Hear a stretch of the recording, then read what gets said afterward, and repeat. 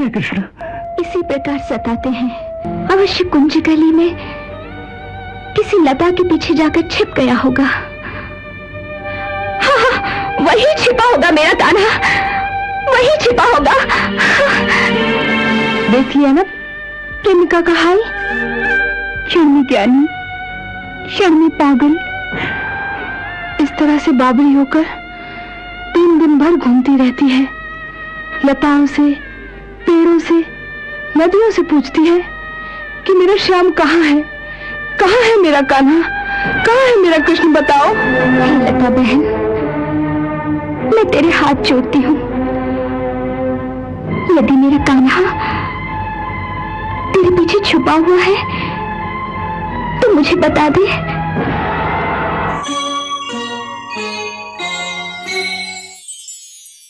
बाबा, हम सब उत्सव में चलेंगे। मैं तुम्हें किसी उत्सव में नहीं जाने दूंगी। अरे तुम्हारा वहाँ क्या काम है? मैया, वहाँ स्थान स्थान से बड़े बड़े परमवीर योद्धा आएंगे। उनकी वीरता के करतब देखेंगे तो बड़ा आनंद आएगा। तुम कौन से इतने बड़े वीर हो जो वीरता के करतब देखने जाओगे?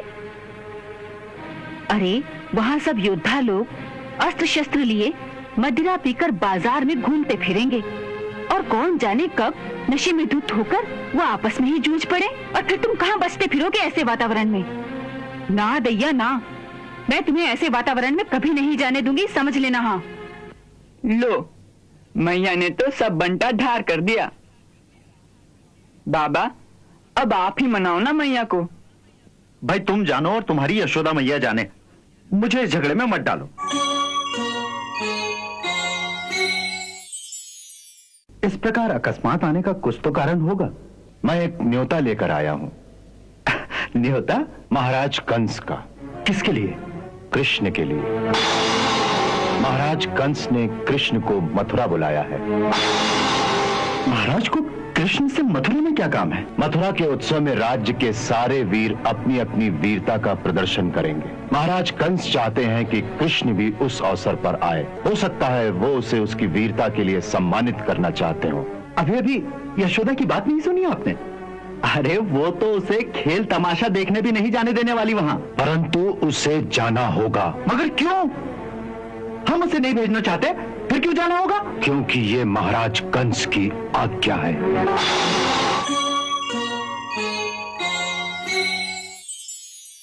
ये कैसी आज्ञा है? ये तो अत्याचार है कि माता पिता से पूछे बिना किसी बालक को ये जबरदस्ती उठा लिया जाए।